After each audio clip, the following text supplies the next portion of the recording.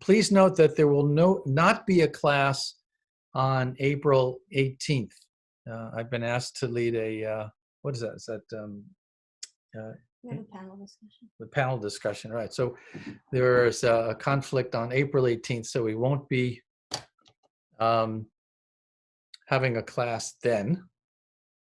Happy Passover to all of you celebrating Passover this evening. And we can get right to our verse of the evening. Okay, so up on the screen, you will see a little lag there. All right, mantra 5 of Isopanishad. Tad ejati tan naijati. Tad ejati tan naijati. Tad dure tad vantike. Tad dure tad vantike. Tad antarasya sarvasya. Tad antarasya sarvasya. Tad u sarvasyasya bhayataha. Tad u sarvasyasya bhayataha. So with the melody, Tade jati tanai jati. Tade jati tanai jati. Tadure tadvantike. Tadure tadvantike. Tadantarasya sarvasya. Tadantarasya sarvasya. Tadu sarvasyasya bhayataha.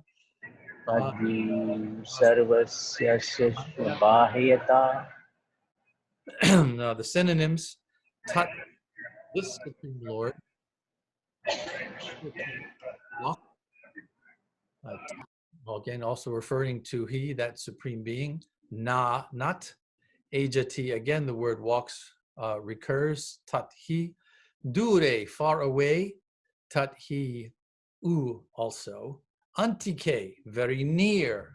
Tat He. Anta, within. Asya, of this. Sarvasya, of all. Tat He. U, also. Sarvasya, of all. Asya, of this, and bhayataha, external to. The translation of this fifth mantra of Isopanishad, the Supreme Lord walks and does not walk.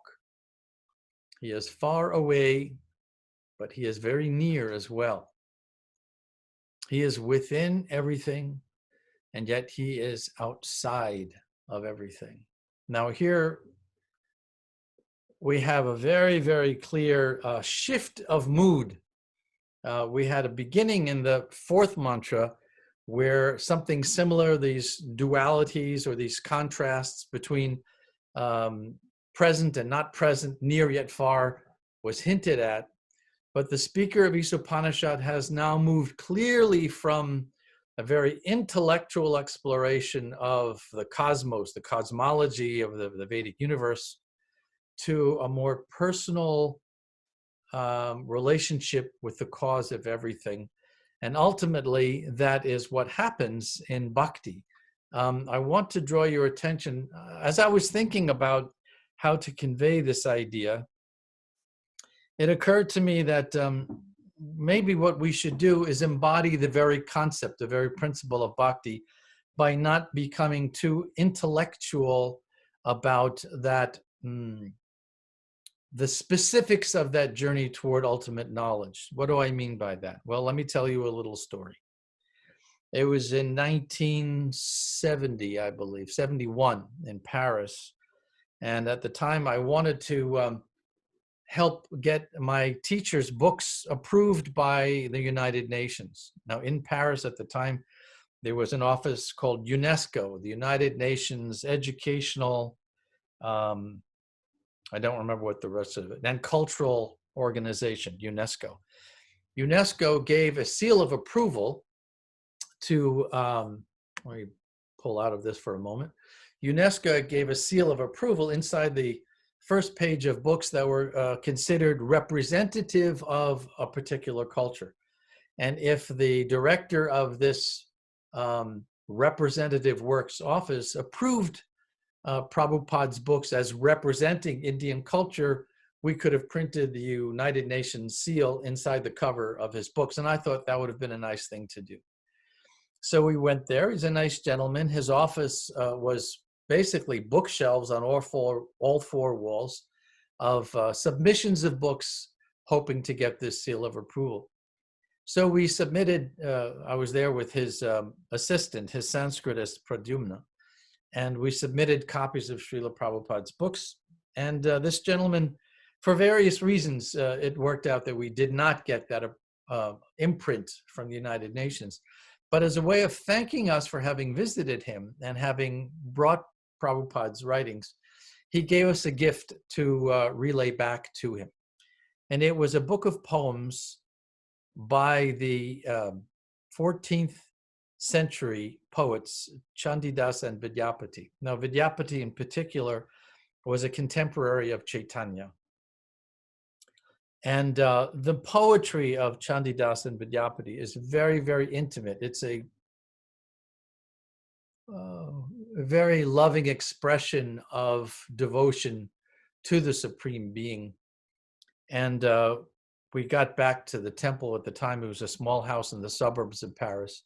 And I gave this little book to Prabhupada and said, this is a gift from the head of the UNESCO Office of Representative Works. And then I went to my room. About a half hour later, he called to me, Yogesvara. So I came running in. And he asked, where did you get this book? And I explained that we had been to the UNESCO office in Paris. And he said, okay, this is a very nice gift for that gentleman to have offered, but I need to caution you about something. These poems will not be understood by most people. They're much too intimate. He said, let me give you an example. And he read to me the following poem by Vidyapati, and went like this. Harshness at home hurts me like a burn. How long can I bear to be a girl in another's power? It is the sickness of love that has been my disease, and now it is the cure that kills me.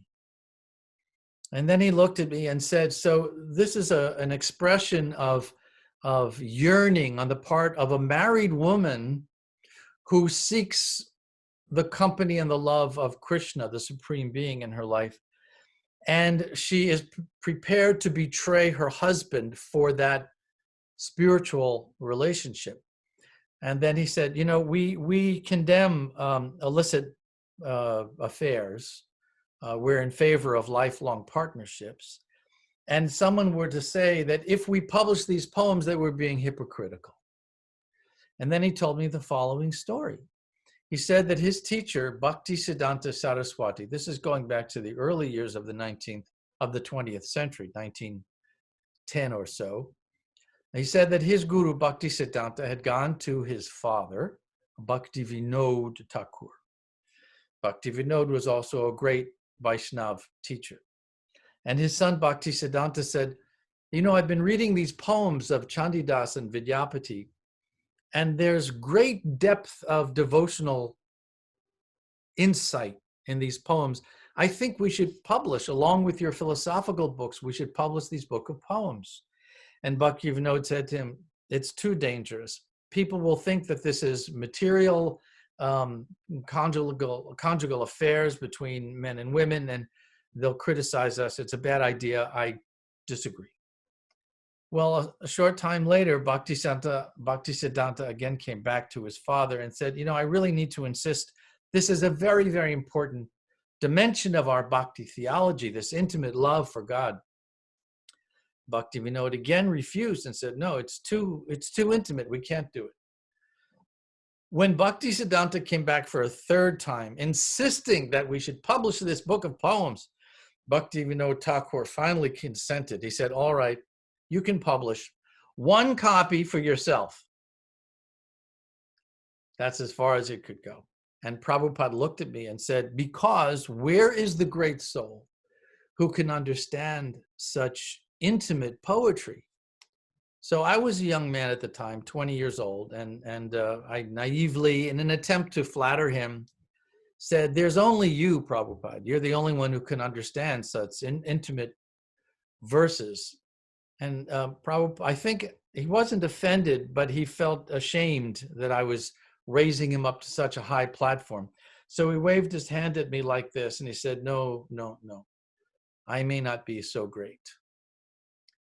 I never forgot that. And it occurred to me that it would be a perfect opportunity for us to look at some of the poems of Vidyapati together, since we're on this mantra of Isopanishad, which is insistent on the personhood of the source of creation. Here's a poem by Vidyapati in which he describes Radha's love for Krishna. There's that delay again, moving the screen. Let's see if I can get it. There we go. Okay. Here's a poem by Vidyapati called Radha's Confusion. As the mirror to my hand, the flowers to my hair, coal is like mascara, right? Coal to my eyes, tambul to my mouth. Tambul is a breath freshener. Musk to my breast, necklace to my throat, ecstasy to my flesh, heart to my home, as wing to bird, water to fish, life to the living, so you to me. But tell me, Madhava, Madhava is another name for Krishna, beloved, who are you? Who are you really? Vidyapati says they are one another. This is a convention in bhakti poetry that the poet will introduce himself in the final line. So here Vidyapati is saying that Radha's confusion, that her love for Krishna is so great that she doesn't even know anymore who is this person who so commands my heart. And Vidyapati comments by saying, you are each other. In this poem, Radha describes the depth of her love for Krishna. She says, she's talking to one of the other gopi cowherd women. She says, my friend, I cannot answer when you ask me to explain what has befallen me. Love is transformed, renewed each moment. He has dwelt in my eyes all the days of my life, yet I am not sated with seeing.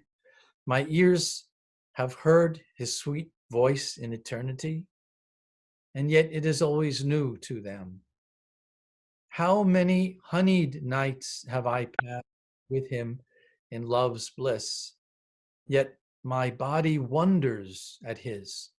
Through all the ages, he has been clasped to my breast, yet my desire never abates. I have seen subtle people sunk in passion, but none came so close to the heart of the fire. Who shall be found to cool your heart, says Vidyapati. So here again, we find that in these higher dimensions of bhakti rasa, of the soul's longing for the divine, we come not to a resolution, not to some place of finitude, not to some place where everything is sorted out, but deeper and deeper in uncertainty, that the love becomes so expansive, so unpredictable, that I love this phrase where Radha says, I have seen subtle people sunk in passion, but none came so close to the heart of the fire.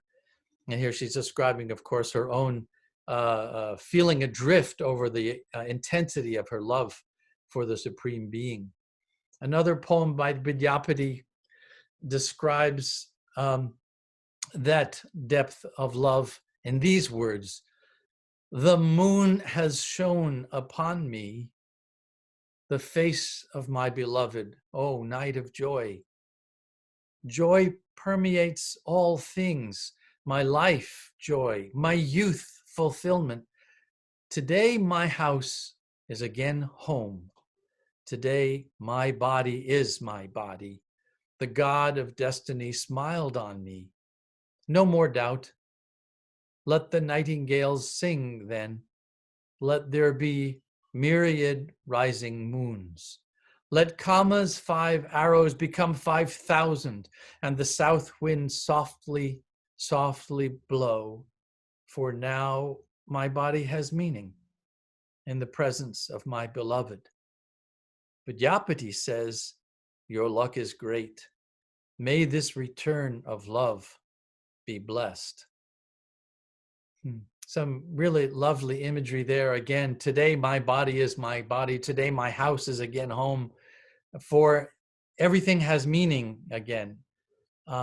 So in this state of ultimate union, when we talk of yoga or the union of the self with the Supreme Self, it's not a dissolving of selves, it's a retaining of individuality so that this kind of exchange of love can take place.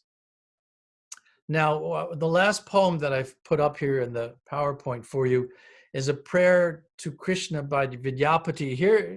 Here the poet is lamenting his own condition. He says like this, children, spouse, friend, drops of water on heated sand. I spent myself on them, forgetting you. What are they to me now, O Madhava, now that I'm old and without hope, apart from you? But you are the savior of the world and full of mercy. Half my life I passed in sleep. My youth, now my old age, how much time? I spent my youth in lust and dissipation. I had no time to worship you. Ageless gods have come and passed away. Born from you, they enter you again, like waves into the sea. For you have no beginning and no end. Now, at the end, I fear the messengers of death. Apart from you, there is no way. I call you, Lord, the infinite and finite, my salvation. Now, isn't it interesting that Vidyapati describes Krishna as the infinite and the finite, which brings us back to the sense of the mantra today, that there are these contradictions in ultimate truth that are reconciled. How are they reconciled? Not intellectually. You can't possibly understand the expanse of creation with our limited intelligence. But you reach a point when the heart is so open to the mystery of creation that you surpass the limitations of our intellect and mind. You enter into a realm, and what realm is that? It is the realm of poetry. It is the realm of art. It is the realm of music, of dance, of painting, of the unfettered expression of the heart's desire for ultimate union with Krishna in eternal love and devotion. So we're beginning to see now, we're about a third of the way through Isopanishad, this shift in mood away from the intellectualization of Isha as this complete source of all units of creation, all universe emanating from him, each universe complete in itself, and so on, to a point now where the speaker is beginning to, you might say, almost become more honest and direct in his expression of devotion. So I thought that would be a nice way to convey the meaning of this verse by quoting for you, reading to you some of these beautiful bhakti poems by the 14th and 15th century poets, Chandidas and Vidyapati. So there it is. We can speak now freely, ask questions. Yogesvara. Good evening, Yadunath Prabhu. Listening to you talk about Vidyapati and how Bhaktisiddhanta wanted to publish these, and Bhaktivinoda Thakur was saying no, and it made me think of your guru, Srila Prabhupada, and his writing of the Krishna book. So he had been translating the Bhagavad Purana, one canto at a time, going through chronologically as one would, but then at some point he jumps ahead, right? Because the 10th canto has all these intimate pastimes of Krishna. And I wondered if you could shed some light on that. Was one of the reasons he did that so that there would be no misunderstanding of which you spoke about earlier. Yeah, you're right to draw that parallel. The Bhagavad Gita is the foundational text of bhakti practice. The graduate study of Bhagavad Gita is the Bhagavat Purana, also known as Srimad Bhagavatam, which is divided into 12 cantos or divisions. And the idea is that by moving from the first canto systematically through to the final canto, one can achieve a full awareness of God. So it starts in the earlier cantos with descriptions of the material universe, how the energies of nature operate, the position of the soul within embodied life, the practices for exiting that embodiment, the lives of the great sages and pundits, and the example they set and the lessons to be derived from their lives. It isn't until the 10th canto, as you rightly point out, that Krishna is described in his, you might say, natural setting. The Supreme Person in his eternal abode of Vrindavan, and what the kind of exchange of love is that takes place there. The fact is that Prabhupada simply didn't know how much longer he was going to live. He had arrived here, he was already 70 years old when he arrived in 1965. And by the time he started translating these later cantos, he was calculating the clock is ticking. I don't know how much longer I have. So he set aside the earlier cantos. He went to the 10th canto, as you rightly point out, and he created a summary which is published under the title Krishna, the Supreme Personality of Godhead, affectionately known as the Krishna book. The first printing was 3 very large volumes with silver covers and beautiful paintings on the front. The first volume was financed by George Harrison, which was in 1970 that book went to press in Japan. And George Harrison very generously offered to fund the $17,000, I think, that were needed for that first printing. So it was for that very reason, as you rightly described. Prabhupada wanted his followers and students to understand the nature of personal divinity, which would not come until the 10th canto. And should he depart before then, he wanted us, his followers and students, to have some understanding of Krishna's personal nature. So yeah, very good. So those of you who are interested in knowing more about the personhood of divinity, we can take a hint from Yadunath's recommendation here and get a copy of Krishna, the Supreme Personality of Godhead. Wonderful book to study, very inspiring, very poetic. Thank you for that. If anyone else Hare Krishna. Hare Yeah. Krishna. Hare Bo Yogi. So I guess I just had a little bit of a question because I came in a little late, so I apologize about your story of talking about this poetry with Prabhupada and how it's could be misunderstood. Do you feel like that maybe part of it is a time, place, and circumstance type thing, and that we're okay to look at it now? Is that where we're thinking, or? Well, there's still some risk there of misinterpreting these ecstatic exchanges. When Krishna dances in the Rasa Lila, in the moonlight, on the full moon night, with the cowherd women of Vrindavan, there's still the risk of interpreting that as Krishna as some lusty fellow with a lot of girlfriends. The Vedic equivalent of the Tiger King, Bhagavan, with all of his girlfriends down there in Myrtle Beach, South Carolina. But that's not the case. It was, I believe, more of a risk years ago, before Indian culture became so widespread in the West. And there really were very shallow impressions of what was happening in India.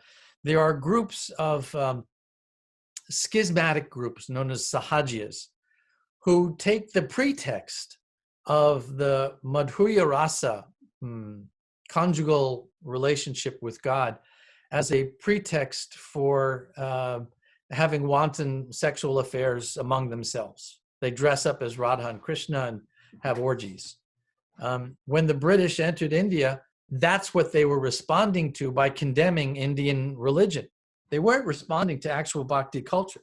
They were responding to this misappropriation of the higher rasic dimensions by the Sahajiya groups. So, but since then, there's been a greater and deeper exploration into bhakti theology. There are some wonderful scholars now who have published book. Graham Schweig's book on the Rasa Leela called The Dance of Divine Love. Wonderful, beautiful, brilliant, poetic explanation of this, the significance of Krishna dancing with 108 cowherd women simultaneously as this kind of universal embrace by all beings of a loving exchange with the source of all creation. So it's less of a risk now, I think, because we have these informed commentaries. But it's a very good question. Thank you. Hare Krishna, Yogi. I wanted to ask you a question about this kind of poetry. If it's to be understood as my love to Krishna, or it's understood as like perfect love between two lovers, and also about Radha in particular, like how does she embody perfect love? Mm-hmm. You know, truth be told, there's some of all of that here. In its highest theological dimension, the bhakti poetry is describing a reality that exists beyond material perception, a supreme being and the loving souls around that supreme being engaged in a higher actual reality, if you will, a ground of being where souls engage in these exchanges in an eternal dimension that is inaccessible to us in our conditioned state. On the other hand, even though we may not have the eyes to see these higher dimensional loving relationships, we can take a hint from them in how we interact in this world among our own family and friends and community. There is a communication, a transference, a viable moving from that divine dimension to the relationships we know around us. In this sense, that if we come to honor all beings as sparks of divinity, if we have that view of people, there's a dimension to the love that can be established between people that goes far, far beyond a relationship merely based on material compatibility. You know, I materially, I love you because I'm getting a lot out of this relationship. As soon as it stops giving me, you know, good stuff, my love starts to wane. On the other hand, if I honor you, if I don't just love you, but if I adore you as a spark of God, if I can see deeply into your being, then the hurdles and frictions, arguments, differences that might otherwise put an end to our relationship fall away. We will find a way to achieve meaningful communication and affection for one another because the foundation of our relationship is something that's way beyond material. So it can transfer in that way. It takes some work. That's why we keep chanting. The chanting is the constant reminder. It's the surfacing of those, call them spiritual tools of affection and love. Wonderful question. Thank you. We've come to the end of our gathering here today. Thank you again so much. I cherish these moments with you, and I will hope to see you again tomorrow evening for our next discussion of Isopanishad. And we'll close, as always, with the Vaishnav Pranam. Vanchakalpa Turubhyascha Kripa Sindhubhya eva cha Patitanam Pavanebhyo Vaishnavebhyo Namo Namaha. Hare Krishna, good Shabbos, good Pesach. Have a wonderful evening to all of you. Bye-bye, everybody.